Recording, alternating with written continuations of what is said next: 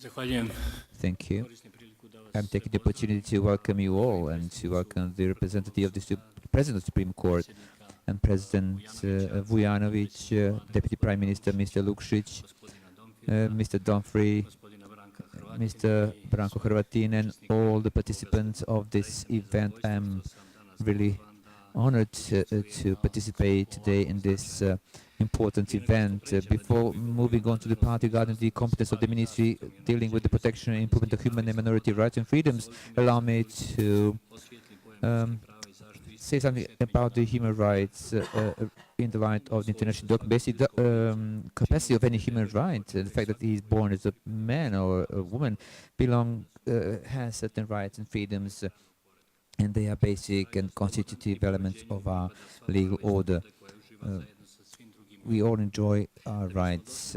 In order to come to the knowledge and the notion of human rights, we need to pass the whole corpus of legal guarantees of certain rights and freedoms and to consider them very carefully. Provisions on human rights and freedoms are interwoven in the whole legal system. Human rights are the foundation of the world with the individual in the focus. We cannot talk about freedom and human rights if everybody is not free and enjoy equal rights. If an individual cannot express his or her human destiny, it is hard to impact the big destiny of the world.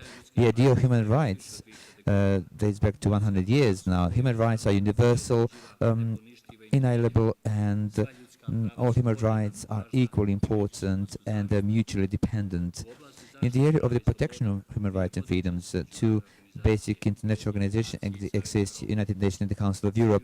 The objective of the United Nations as of the year of the foundation, 1945 onwards, is to protect human rights, to preserve peace and resolve conflicts between states. Almost all the countries in the world are members of this organization. In 2006, after the regaining the independence, Montenegro exceeded the United Nations as the 192nd country in the world. The Council of Europe is the first international organization which consists of almost all the European countries. The role of this organization is protection and improvement of human rights, rule of law, improvement of the awareness, and the encouraging the European culture, identity, and differences. Council of Europe has a key role in developing legal certainty, democracy, and respect for human rights. Only certain international documents are comprehensive regarding human rights and freedoms, whilst many others contain partial catalogues of human rights related to individual rights and freedoms. For an example, I can state Universal Declaration of Human Rights on United Nations of Human Rights, and also it doesn't have the mechanisms and sanctions that principle are incorporated in the laws of all the United Nations member states. The whole set of other documents besides Universal Declaration deal with the protection of human rights. The first international covenant on human rights with the concrete mechanism for the protection of human rights, which the parliaments received as a document that they can invoke. The Council of Europe had this European Social Democratic Charter and revised charter, guaranteed the whole series of human rights and European Convention Prevention of torture and degrading treatment, punishment, and the Framework Convention and fight against racism. Declaration of Human Rights is the most important one, meaning that we need to build a world where people will be free from poverty, protected from humiliation, and the world should be built where all the members will be protected by the human rights. The rights and freedoms contained in the Universal Declaration are divided into rights of first, second, and third generation. First generation, as we know, belong to civil and political rights. Second generation are social, economic, and cultural rights. And the third generation refer to democracy, good governance, and human security. When we talk about the catalogue of human rights, general rules are three related to them. First one is that there is no hierarchical structure between the rights and freedom of an individual. All the rights are mutually equal in relation to any individual. Secondly, human rights are growing in the sense that one level of achieved guarantees cannot be reduced by subsequently passed legal acts. once compiled list of human rights can be only supplemented by human rights and freedom with the lapse of time. And the third rule relates to the prohibition of reducing human rights and freedoms under the pretext that they're not listed in the human rights and freedoms. The whole principle of human rights means that the state cannot exist without protecting human rights and freedoms of an individual, and an individual is a constitutive part of a country based on democratic principle.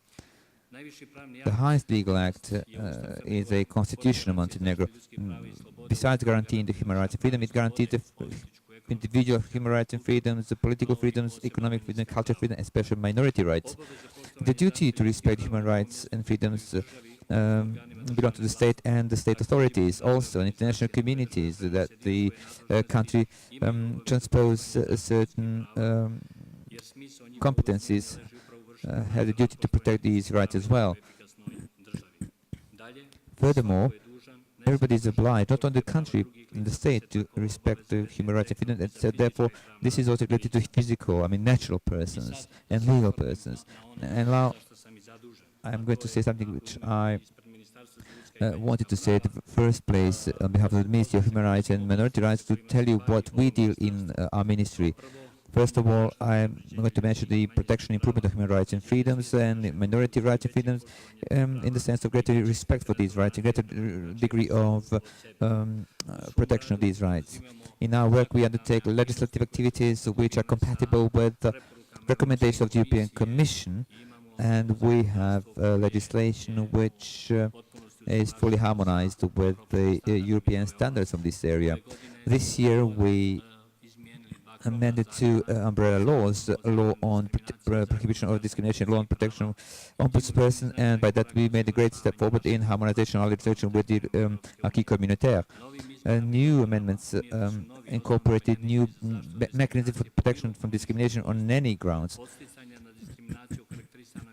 Discrimination is particularly dangerous and it needs to be particularly protected.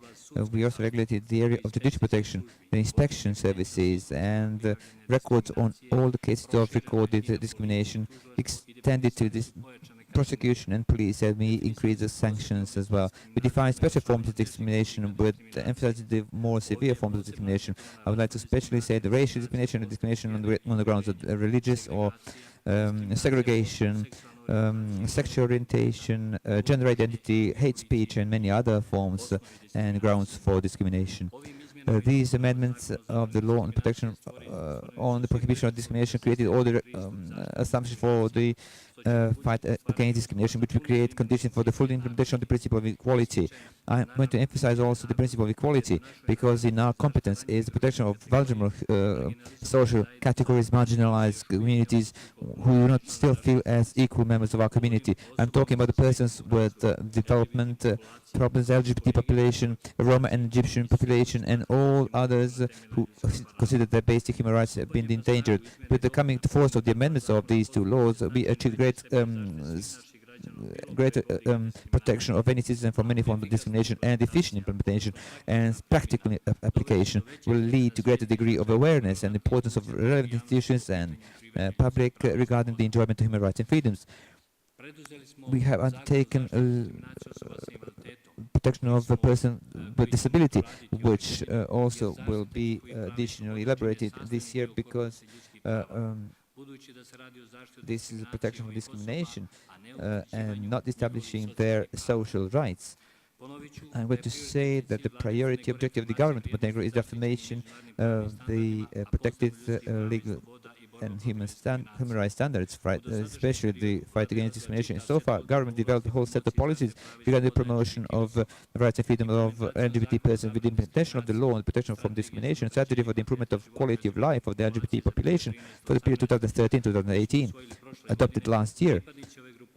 The members of this group receives greater protection in the sense of greater feeling of security, enjoying the rights and freedoms that they have to enjoy as members of this society. I feel that in March this year in Malta, in the Rainbow Map, we received important 16th place in the competition of 49 countries, including all the EU member states.